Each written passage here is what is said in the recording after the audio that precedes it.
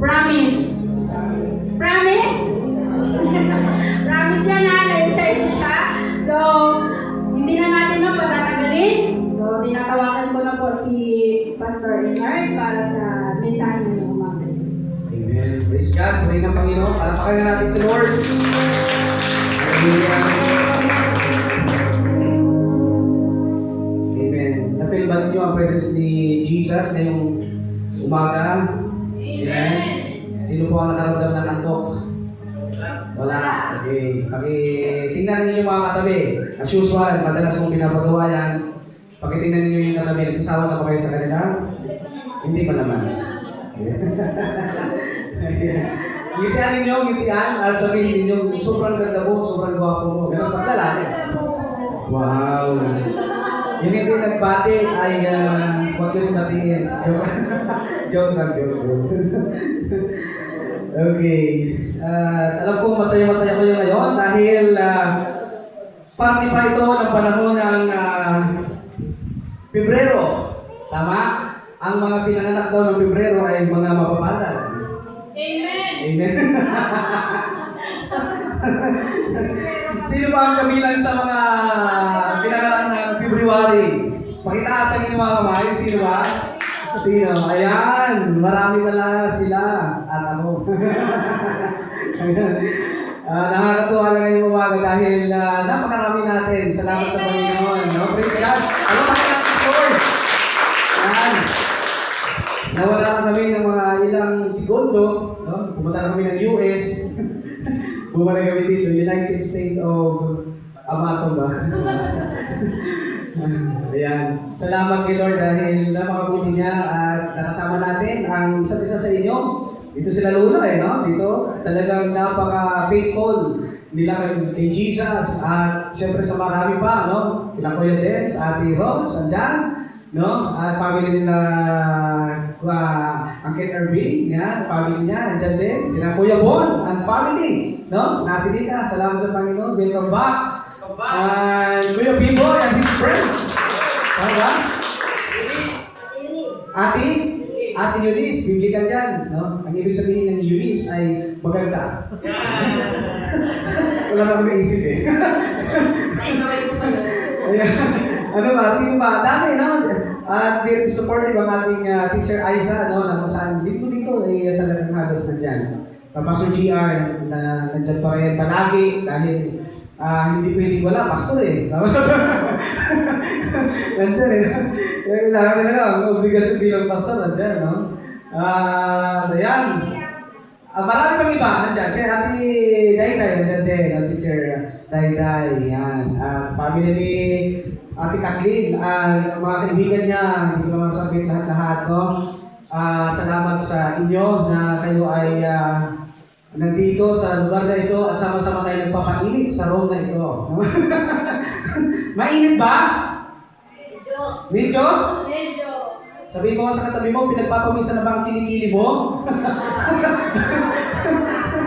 Palagay ko. Sabihin mo, palagay ko.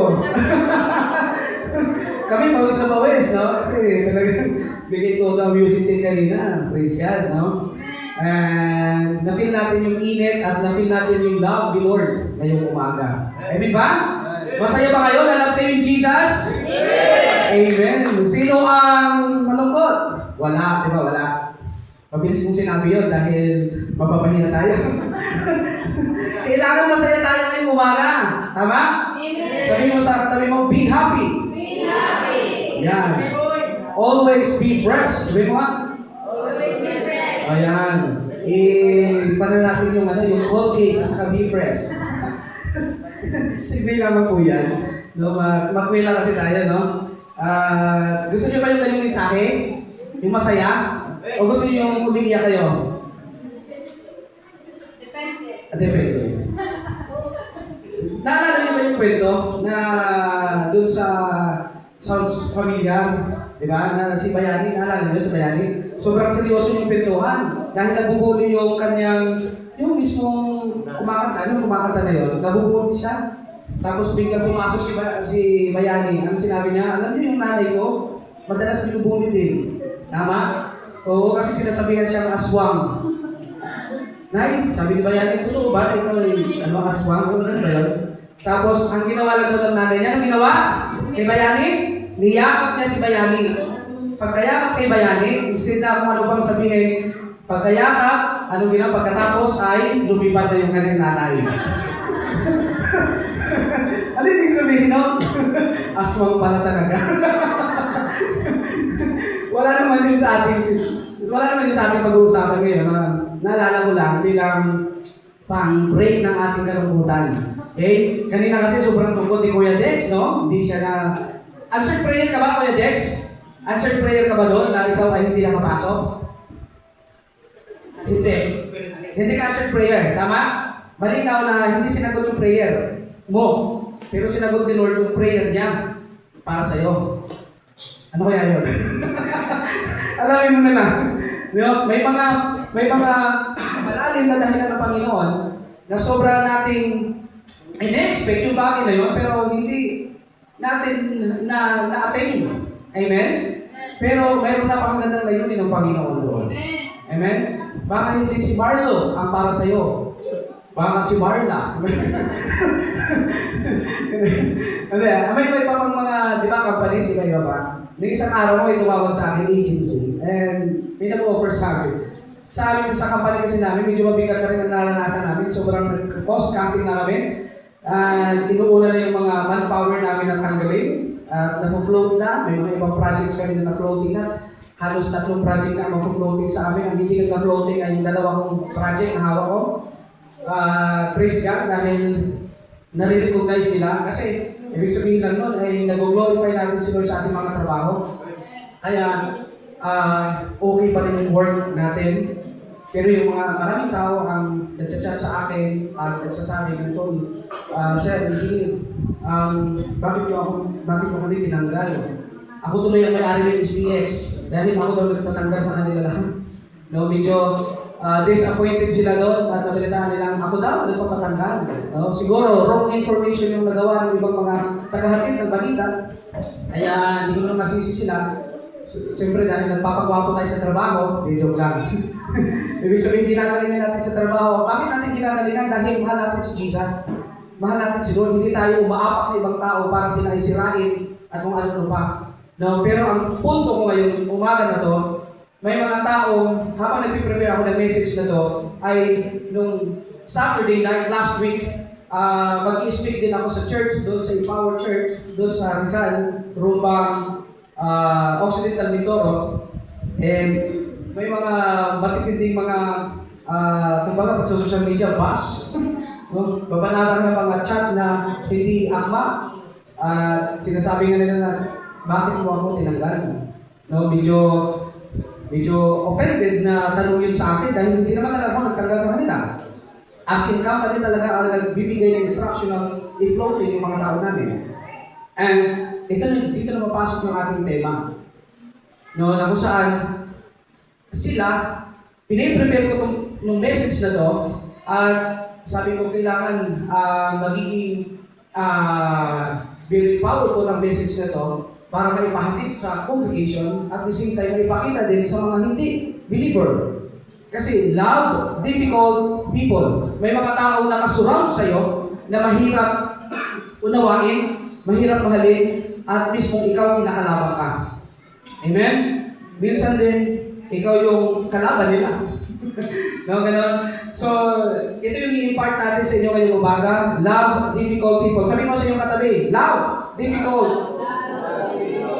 Ayan. Sabihin mo ulit, mahal kita. Ano yung ibig sabihin nun? Difficult people yung katabi mo. Joke lang. No? Parang sinubukan na lang ako dito sa mensaheng ito na mahalin pa rin sila kahit hindi na lang intindihan ang kanilang sinasabi sa'yo. Katulad ni Jesus. Ano sinabi ni Jesus doon sa mga bumabati mo sa kanila? At naninira sa kanya o nagbibigay sa kanya ng mga malulupit na paratang. Hindi ninyo alam yung mga ginagawa. Ama, patawarin niyo sila. Kaya ba natin gawin yon bilang anak ng Diyos? Sa pinaka-essence ng mensaheng ito ay kaya natin. Dahil, bakit? Mayroon tayong Kristo. Mayroon tayong Jesus. Amen? At tayo manalangin muna sa God. Bago tayo magpatuloy.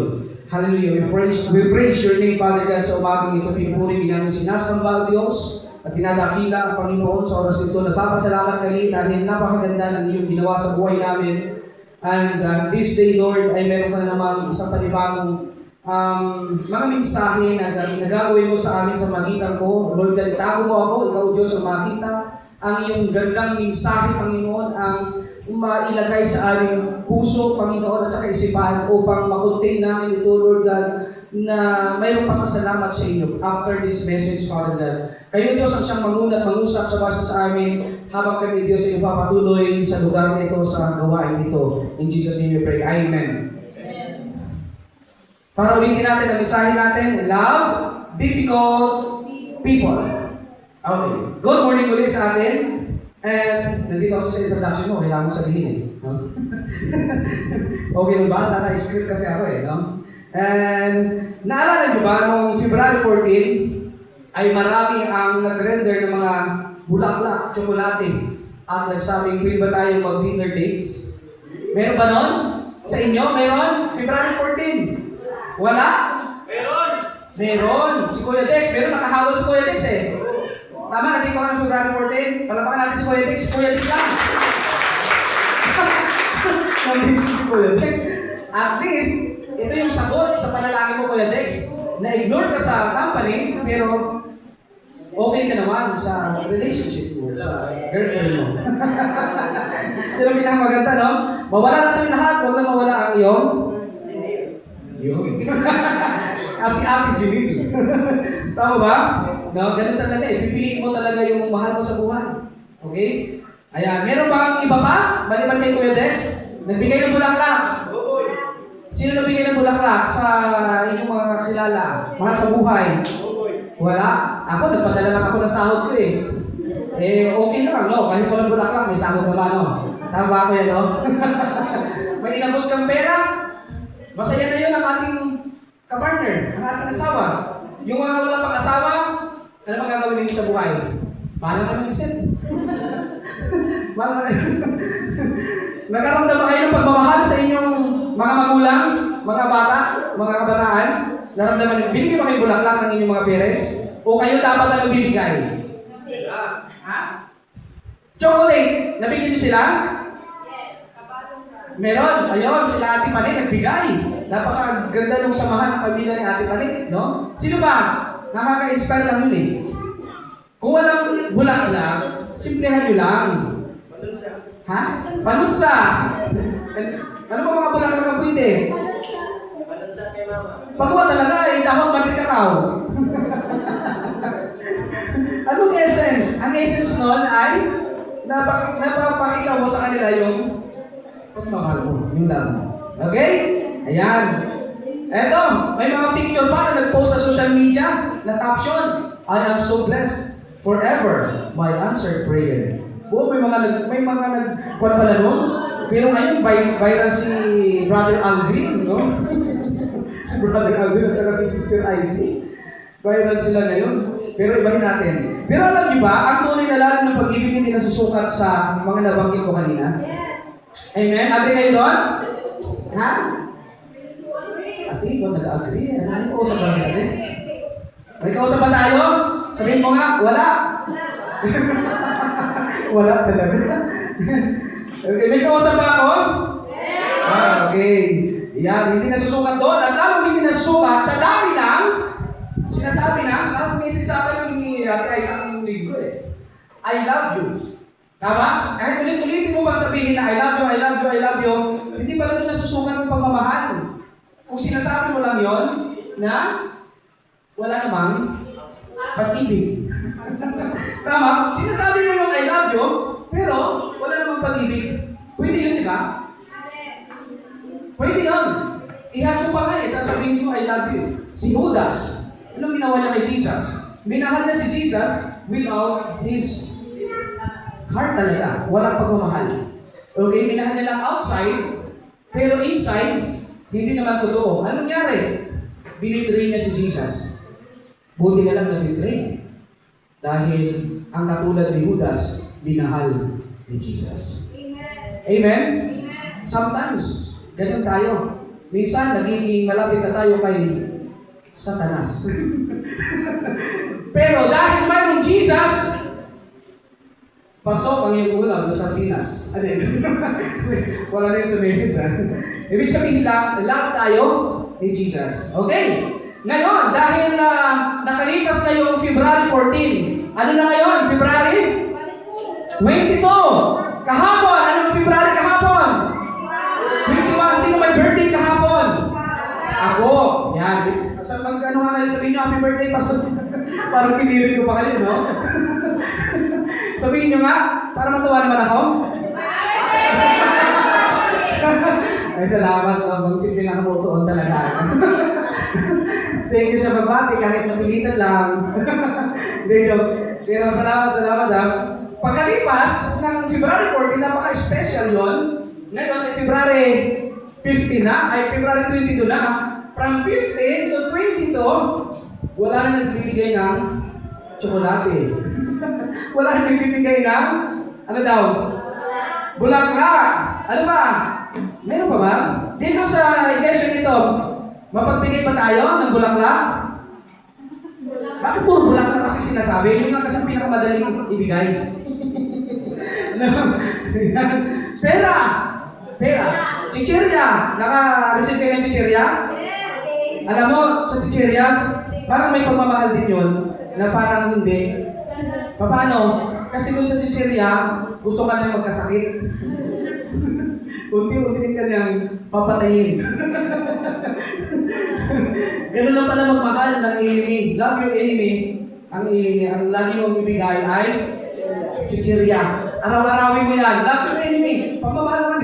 Nagbibigay daw eh. Nagbibigay. Pero sa kalaunan nun, magkakasakit sa kidney, magiging komplikado na ang kanyang internal organs. At pagkatapos nun, patay. Napaka-simple, no? Pero anyway, maraming ganyan, no? After ng mga malulupit na selebrasyon, after nun, hindi na may papakita yung totoong pagmamahal. Tama? Ayan. Ang katotohanan, after that kind of napaka-magandang selebrasyon, nandyan pa rin yung ating mga asawa, pamilya, katrabaho, kapatid sa church. At minsan, meron talagang mga tao na kapaligid sa iyo na napakahirap mahalin. Amen? Mahirap silang mahalin. Sa tingin nyo, ikaw ati tayo, sino ang mahirap kong mahalin? Sa tingin mo lang. Si Kuya Is ba? Hindi naman, no? Hindi. Sino kaya? Si Lola Norma? Hindi rin. Mahal na mahal niya. Sino? Wala naman. Wala. Yun. Palapakan natin sa ating tayo naman.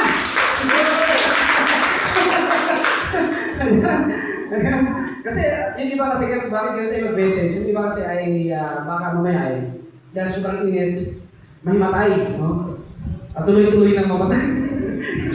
joke lang. Baka mas strong tayo, no? Kaya galaw-galaw tayo, ha? Kunti lang. Okay?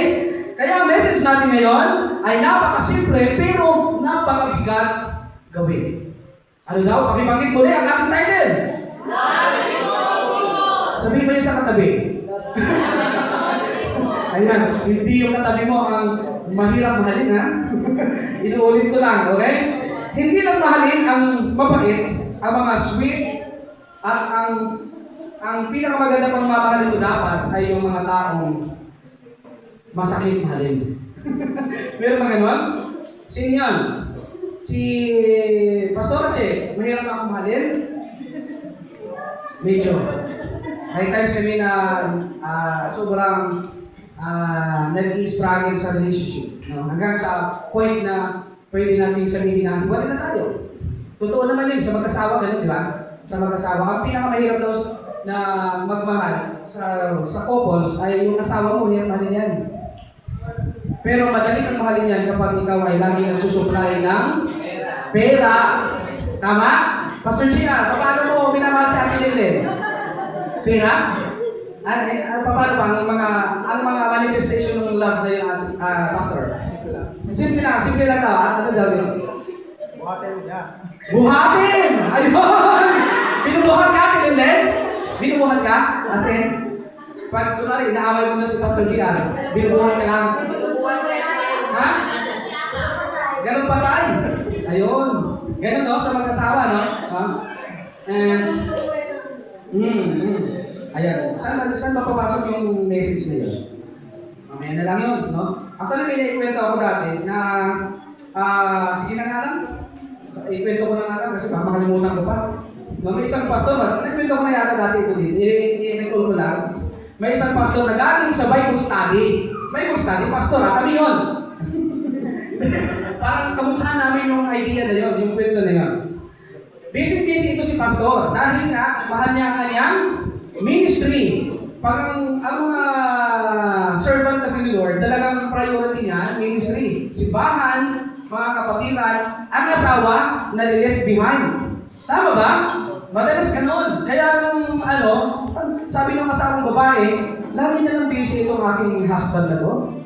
Tapos, dumating. Eto, tingnan nyo dumating na. Nandiyan na sa pintuan. Dumating si pastor. Pagdating doon, aramanin mo, pag asawang babae, ano ang character ng babae, pagka hindi na siya okay doon sa kanyang husband, di ba, amoy pa lang, ay yung paparating pa lang na amoy na, habang naamoy na yun, baba na tayo ng mga, anong tawag na yung sa labanan sa lingwahe, ano nga yun sa flip-top. Nagpi-flip-top na yan, mga asawang babae. Totoo ba? Oo. Diba? Wala din na yung kanilang mga asawa na lang kasi, no? May mga babae na rin may asawa? Meron? Okay? Nagpi-flip-top na daw sila. Hindi ito pero sa pastor ito nangyari. Sa pastor, Kristiyano ito! Sabihin mo, kamukha ko yun, no? Talak ng talak. Siyempre, pagod itong pastor. Kapag dating na sa pinto, pagod Maya-maya, nainis si pastor. Siyempre, dami mga sinasabi. Habang namamalansa yung kanyang asawa kasi, dami ng talak na nangyayari. Asawa ng pastor yan, nangyayari yan sa totoong buhay. Hindi namin sinisiraan ang mga pastor, pero yun yung realidad. Nangyayari po yan. Kahit hindi sa mga pastor, kahit sa inyo din naman. Tama ba? Bakit kami lang? Sa inyo din naman nangyayari yan. No? Yan ang totoo. Then, narinig si pastor, kahit pa siya ay bless na bless sa kanyang mensahe doon sa Bible study. Love you, pa naman yung kanyang mensahe doon. Tapos, nag-struggle agad si pastor. Ang ginawa ni pastor, hindi pa nakakawa ng sapatos, hindi nagmadali. Umupo sa sopa, tanggal ang sapatos, tanggal ang medyas, at pagkatapos, pinulot yung sapatos, sa sobra ng kanyang, hindi na siya nakakontrol, out of control si pastor, na out of control din pala pastor. Sabihin niya nga, kayo din pala Kinuha yung sapatos at binato kay misis. Tinamaan ba hindi? Hindi. Style niya yun. Para, siyempre masakit yun Alam niya naman na may control naman kahit pa paano si pastor. Kunwari na lang na binato, pero hindi na pinatamaan. Di ba? Nangyayari talaga yun kasi sa sobrang inis. Minsan ganun ang nangyayari sa Christian life. Nabiglang na-remind niyo si pastor. Love your enemy. Yung asawa ko pala yung enemy ko. Yung asawa ko pala ang enemy ko. Ay, natawa si Iyan. Parang doon pala natawa. Hindi pala sa akin. No?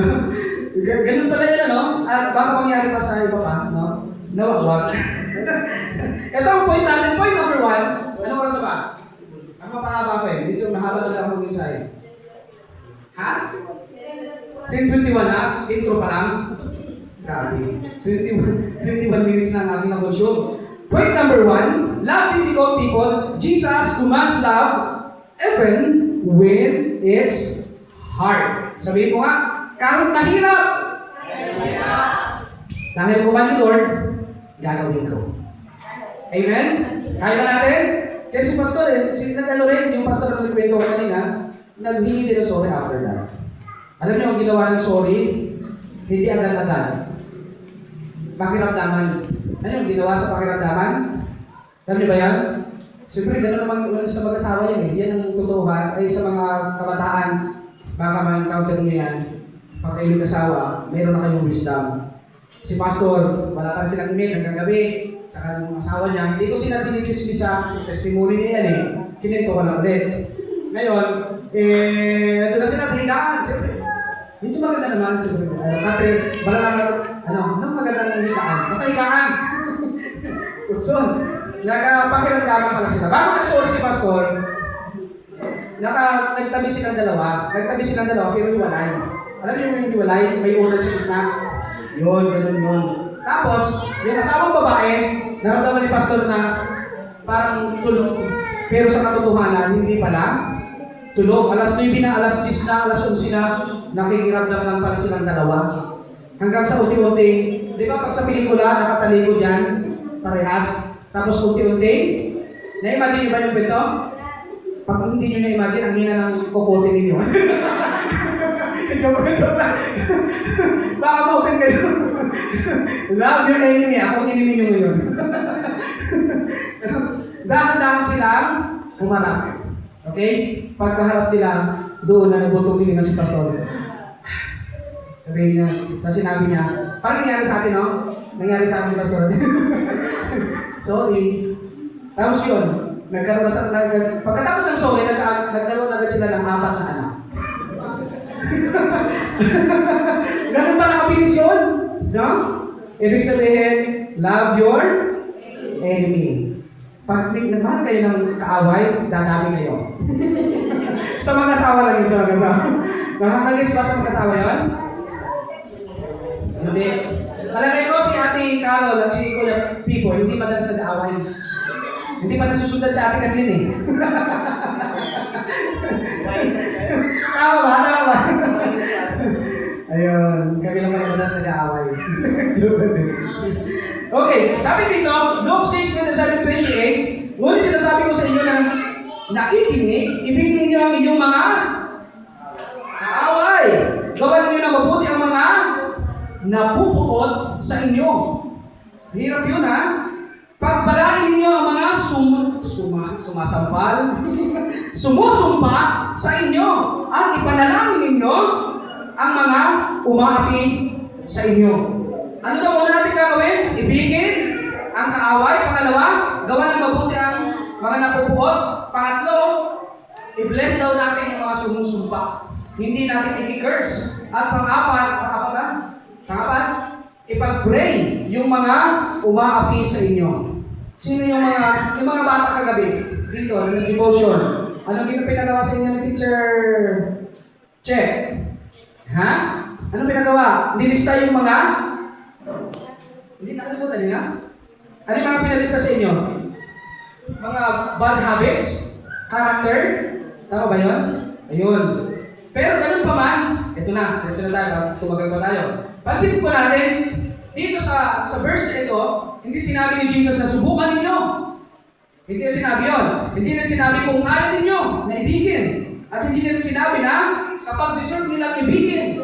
Ano bang sinabi ni Lord? Ni Jesus? Ano daw? Ibigin ninyo. Anong point natin? Hindi yan suggestion, kundi yan ay command. Pag sinabing utos, susundin ba natin pag nag-utos sa atin ay ang ating tatay? Amen. Bakit? Good ba yung kanyang utos? Yes. Kasi, ano ang utos niya? Love your enemy. Okay? Ayun.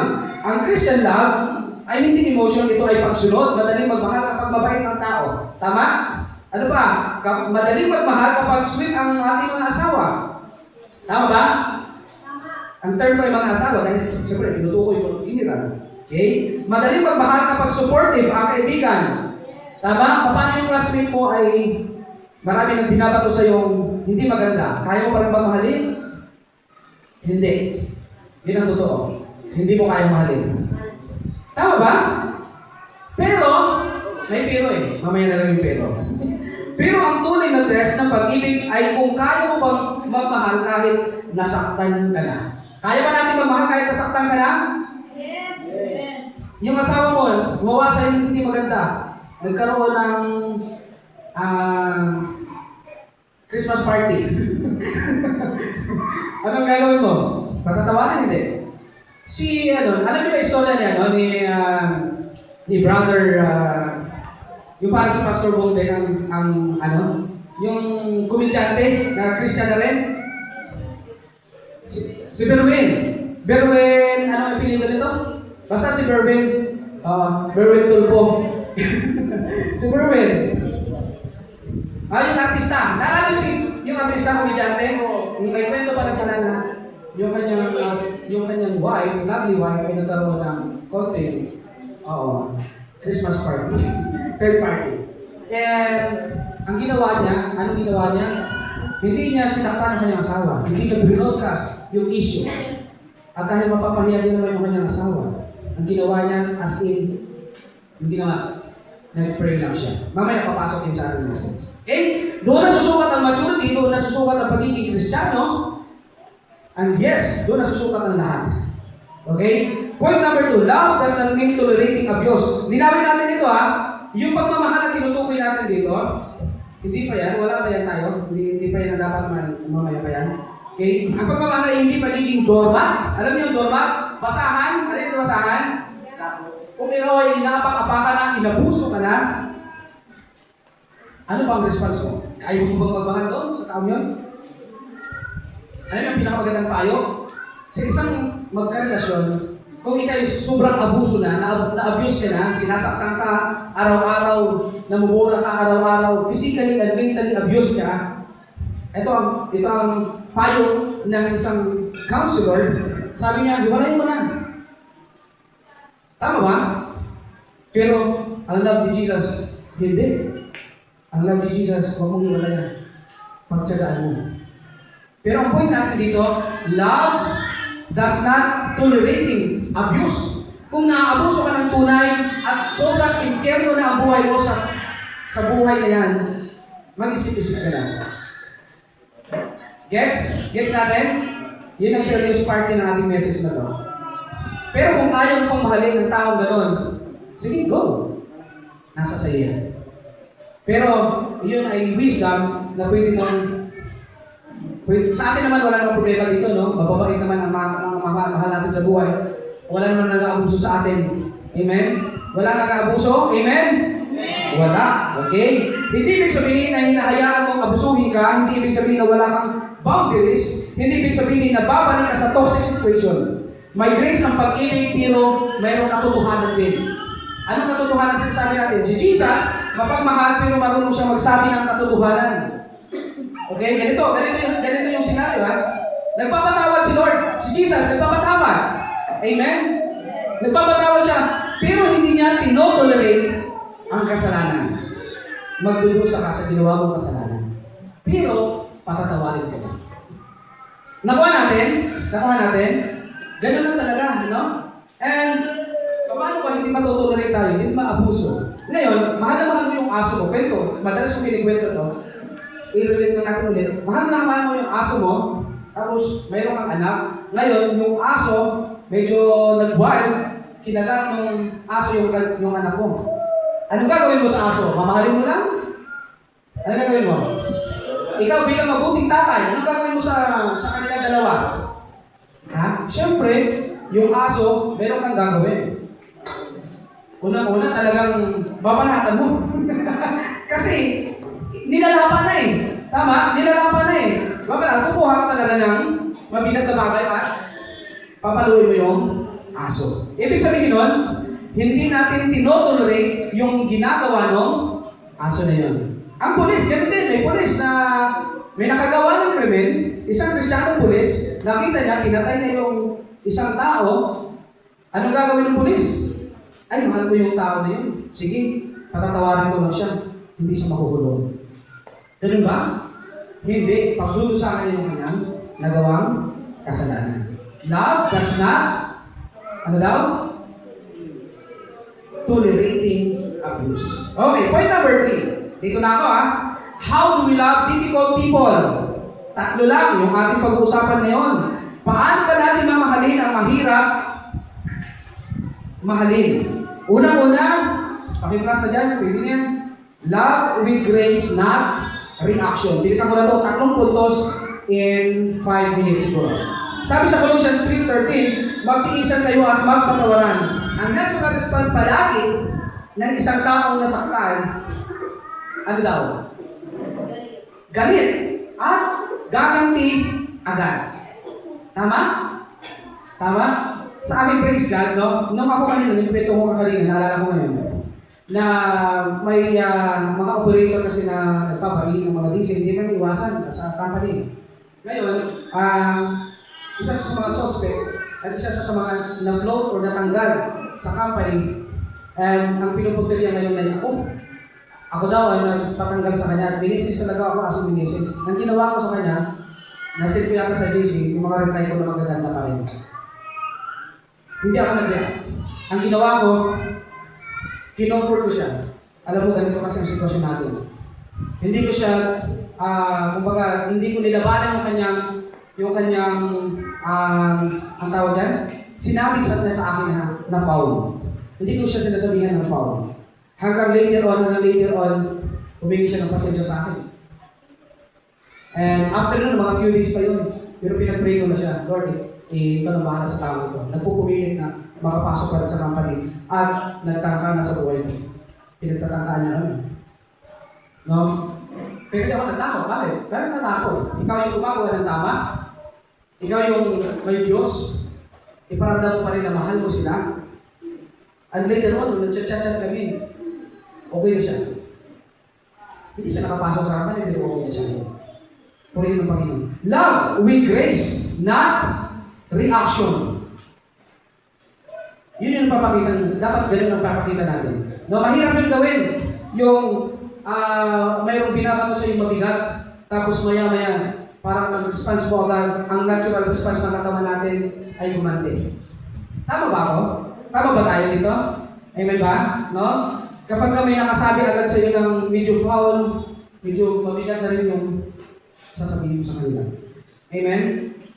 Paano ba natin yung maiiwasan na hindi tayo baka balik ng masakit din ng mga pananalita? Mahirap. Actually, ang response ko madalas, no?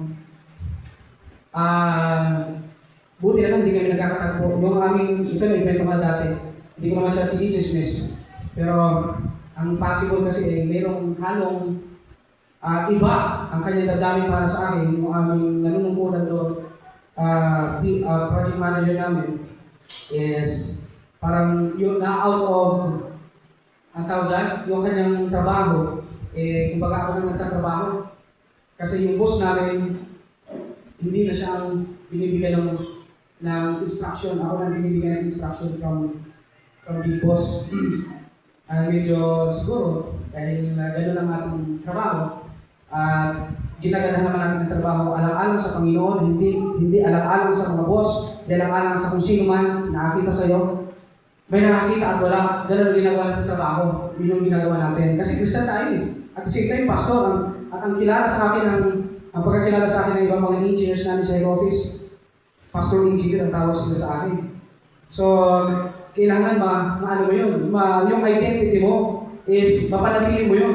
Tama? So kahit yung HR namin sa Kalapan, ang kanilang concern ay laging sa akin binabato, samahan mo sila, ikaw na mag-explain sa mga tao, kasi mas okay ka mag-explain. Sabi ba ng boss namin, mas okay kang kausap kaysa doon. Hindi ako nag-boss, at ayaw ko rin talagang may direct connection sa mga boss. Dahil bakit? Pressure masyado kapag ikaw ay connected masyado sa may-ari ng kumpanya. Kasi minsan pag nagkamali ka doon, dari ka na. Hirap nun. Kaya ayaw ko lagi na ako yung may direct connection. Mahirap mahirap parang hindi naman tayo kasi parang nagpapabango, wala sa out of context yun. Hindi natin yung trabaho ganun. No? Nakikwento ko lang dito dahil may binabatong mga aligasyon tungkol sa akin, tungkol sa mga pamamalakay. Pero ang response ko palagi, para ako magre-react. Para ako magre-respond sa kanya, pag magkaharap tayo, confrontation tayo. Kaya rin kita. Basta siguraduhin mo lang na yung binabato mo sa akin tama. Pagka hindi, yari ka sa akin. Yun ang nasa isip ko. Pero nati-remind ako ng message nito na love with grace, not reaction. Ang pinaka-bottom line dito, don't react, but respond properly. Kaya ba natin yon? Amen? Amen ba? Ano oras na? Number 2. Paano natin mahalin ang mga taong mahirap mahalin? Una, yun. Una, pagtas mo ulit. Balikan natin. Number 1 yan. Okay, number 2. Number 1, love with grace, not reaction. Number 2, tatlo to, love, balik pa speaking, through prayer. Ako nagsulat na kanina. Love through prayer, not control. May mga tao na kahit anong paliwanag mo, hindi nagbabago. Kahit anong sermon mo, hindi nakikinig. Kahit anong iyak mo, parang bato ang puso. May mga tao ba ganyan? Tingnan nyo ang inyong mga sa buhay. Kaya sinabi ni Jesus, ipagdasal ninyo sila. Tama ba? Ipanalangin niyo ang mga umaapi sa inyo. Okay? Kapag pinagpipray mo ang isang tao, dalawang bagay ang mangyayari. Ipagpipray daw natin yung mga mahirap mahalin, ha? Dalawang bagay, kapag ikaw ay nagpray, dalawang bagay ang pwedeng mangyari. Number 1, gumagalaw ang Diyos sa puso nila. Pangalawa, binabago rin ng Diyos ang puso nung nagpray. Nag-gets natin? Minsan, akala natin na sila ang problema, pero habang nagdadasal tayo, binabago pa rin tayo ng Diyos. Dalawang bagay ang nababago. Yung ibang tao, at the same time, yung ikaw. Yan. Kaya, love through prayer, not control. Hindi sa sarili mong lakas mo dapat gawin yung pagmamahal na dapat mong ibigay dun sa mga tao hindi dapat o hindi dapat karapat-dapat. Ano ba yun? Hindi karapat-dapat mahalin. Point number 3. Last tayo, last. Yan, isa ako, no? Okay, love because of Christ, not because they deserve it. Romans 5:8, ngunit pinakita ng Diyos ang kanyang pag-ibig sa atin nang tayo'y makasalanan pa. Sino ang nakaramdam ng pag-ibig ni Kristo sa atin? Ha? Amen. Minahal tayo ni Kristo nung tayo ay mahirap mahalin, nung tayo ay makasalanan. Ano pa? Nung tayo ay matigas ang ulo, sabihin mo nga, ako yun. Nung tayo ay pasaway. Hindi ba yun?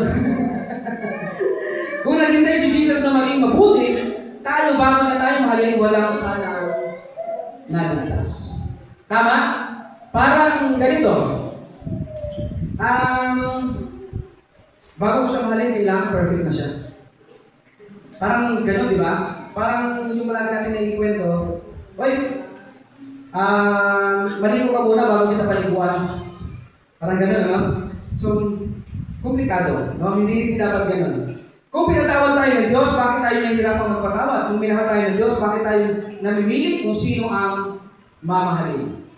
Namimili ba tayo kung sino dapat natin mahalin? Minsan?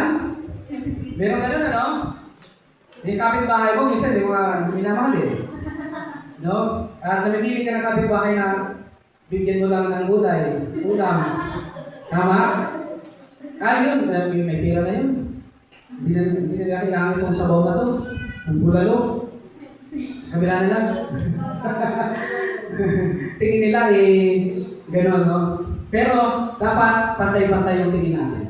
Kasi, love because of Christ. Not because dahil karapat-dapat silang mahalin. Kaya ba natin? Kaya? Ayan. Okay. Yung mga inaantong na, kaya ba natin? Okay. Ayan, ito ang conclusion natin. Ano yung conclusion natin? Ito na. Hindi pa alam, di ba? Hayaan natin na itanong natin sa ating mga sarili. Okay, itanong natin sa ating mga sarili. Tanong mo nga sa sarili mo, sino kaya ang difficult person na mamahalin ko?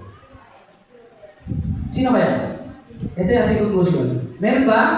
Meron ba kayong naisip na taong mahirap ninyong mahalin, pero dapat ninyong mahalin dahil may mensahe tayo ngayong umaga? Meron? Sino yun? Pakibanggit. Pangalan mismo. Sino? Si BBM? Sino? Romualdez. Sino yung mga may problema sa pagdudulod? Dapat ba sila mahalin? Hindi. Ano daw? Sa Auntie Claire. Mahirap silang mahalin. No? Pero ang itinuturo sa atin ni Lord, mahalin natin sila. Tapos, paano naman, Lord? Pag minahal namin sila, hindi na sila mapaparusahan. Hindi. May parusa pa rin ang Diyos. Tandaan natin ito. Ang Diyos natin ay mapagmahal. at the same time, siya ay mapagparusa din. Amen? Tama? So, balanse ang ating Panginoon, ha? Sa tingin natin ay mapagmahal ang ating Panginoon, kailangan okay lang na ganyan-ganyan, no? Naaabuso natin yung pagmamahal na yun. Pero, ang ating Diyos, Jesus, is our Savior, but He is also our Judge. Agree tayo doon?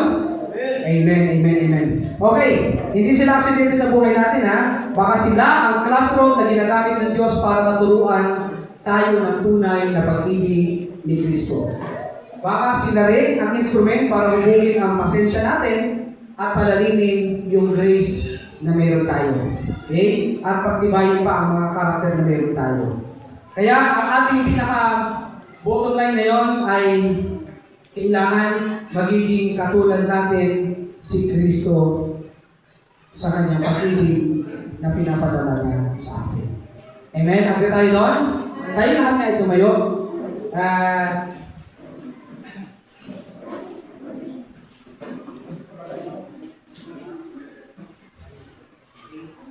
Medyo mahaba yung message natin, ano po? Pasensyahan nyo na lang, no? Pero that's the love of God, no? Minsan, hindi natin makakontain yung pasensya na yun sa oras. Pero ang mensahe natin ngayon umaga, kinukonsensya ko na lang kayo. Love, even the sermon na, yung taga-sermon yun na mahaba pa mensahe. Okay. Pero, bubusogin naman namin kayo mamaya. Huwag kayong mag-alala. Nag-prepare kami ng tanghalian. Dahil birthday ko nga kahapon, kaya ngayong araw na tayo kakain. may mainit na sa upa. Marami kami ba? Ito yung ating pag-pray ngayon ng love difficult people. Amen? Ang command ni Lord sa atin ay mahalin natin yung mga taong mahirap mahalin. At patuloy tayo magmamahal. Lalo na, mahalin natin si Lord palagi. Kapag minahal natin siya, ang ating Panginoon na gusto, yung balik ng Diyos sa atin ay kaya natin mahalin yung mga taong mahirap natin. Amen? So, ano ba nililit sa ating Holy Spirit ngayon? Kumanta? Gusto ba kumanta sa Panginoon? Alam niyo ba na sa totoong buhay, tayo mahirap mahalin sana ni Jesus. Dahil tayo ay medyo pasaway, medyo lang, no? At marami tayong mga nagagawang mga pagkukulang sa Panginoon, pero tayo ay mahal ng ating Panginoon. Simplihan na natin yung awin natin na nagsasabi kay buti-buti mo Panginoon. Hindi natin gamitin ito. Tapos ito na tayo halos mag-offering lang tayo after this. And patagin na lang yung ating gospel. Bigyan natin sa Panginoon. Buti mo, Panginoon, sa lahat ng oras at sa bawat araw. Kailangan tapat kung magmahal.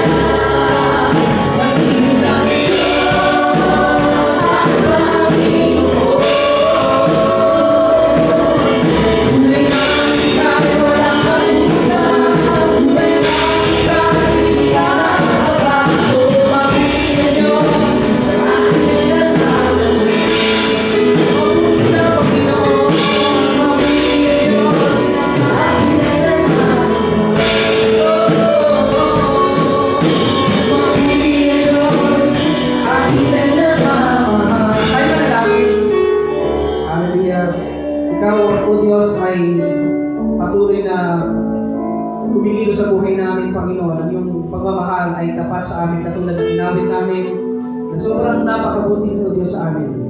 Minsan kami, Panginoon, yung difficult people or madalas kami yung Panginoon.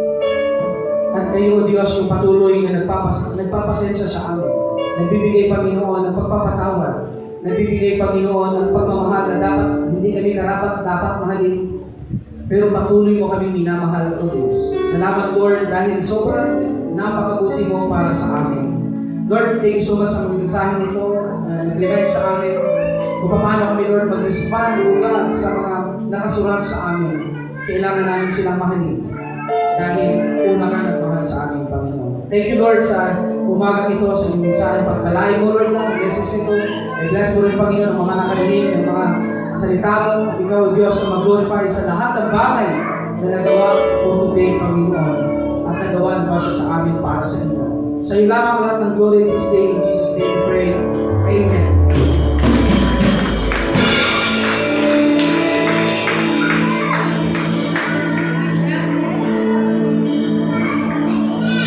Ayan, so God bless Pastor Lee. And thank you, Jesus, for reminding us to how to love difficult people. Ayan, so napakaganda yung mensahe ni Pastor Lee.